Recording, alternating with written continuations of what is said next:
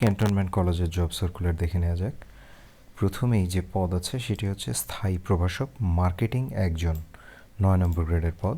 সরকারি ও জাতীয় বিশ্ববিদ্যালয়ের নিয়ম অনুযায়ী অনার্স ও মাস্টার্স যোগ্যতা সম্পন্ন হতে হবে এবং যে কোনো একটিতে প্রথম শ্রেণী সহ স্নাতকোত্তর অথবা সমমান সম্পন্ন সিজিপিএ প্রাপ্ত প্রার্থীদের অগ্রাধিকার দেওয়া হবে। কোনো তৃতীয় বিভাগ গ্রহণযোগ্য হবে না। শুধুমাত্র ইন্ডেক্স নম্বর নিবন্ধনধারী অথবা 20/3/2005 তারিখের পূর্বে বৈধভাবে নিয়োগপ্রাপ্ত প্রার্থীগণ আবেদন করতে পারবেন। আবেদনপত্র নথি পর্যালোচনা করে যোগ্য প্রার্থীদেরকে লিখিত পরীক্ষার জন্য আহ্বান করা হবে। বেতন স্কেল 22,000 টাকা থেকে শুরু। এরপরে যে পদ আছে সেটি হচ্ছে স্থায়ী প্রদর্শক রসায়ন বিজ্ঞান 1, 10 নম্বর গ্রেডের। সংশ্লিষ্ট বিষয়ে ন্যূনতম দ্বিতীয় শ্রেণীর অনার্স অথবা সমমান সম্পন্ন সিজিপিএ থাকতে হবে।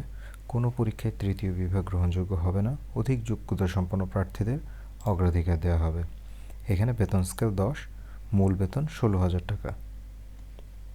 অন্যান্য সুবিধা: সরকারি নিয়মে বাড়ি ভাড়া, চিকিৎসা ভাতা এবং অন্যান্য যে সুবিধা আছে সেগুলো থাকবে। আবেদনের নিয়মাবলী: প্রার্থীদের আবেদনপত্রের সাথে পূর্ণাঙ্গ জীবন বৃত্তান্ত, মোবাইল নম্বর সহ শিক্ষাগত যোগ্যতা, অভিজ্ঞতা, জাতীয় পরিচয়পত্রের সত্যায়িত অনুলিপি, সদ্য তোলা 1 কপি রঙিন ছবি এবং যে কোনো শিডিউল ব্যাংক হতে ক্রমিক নং ক-তে উল্লেখিত পদের জন্য 500 টাকা এবং ক্রমিক নং খ-তে উল্লেখিত পদের জন্য 400 টাকার পে অর্ডার অধ্যক্ষ আদমজী ক্যান্টনমেন্ট কলেজ, ঢাকা ক্যান্টনমেন্টের অনুকূলে আগামী 11 নভেম্বর 2019 তারিখের মধ্যে পৌঁছাতে হবে।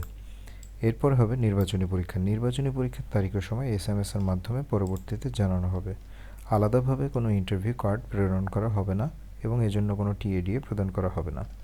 যে কোনো আবেদন গ্রহণ, বাতিল, সম্পূর্ণ নিয়োগ বিজ্ঞপ্তি বাতিল করার অধিকার কর্তৃপক্ষ সংরক্ষণ করে।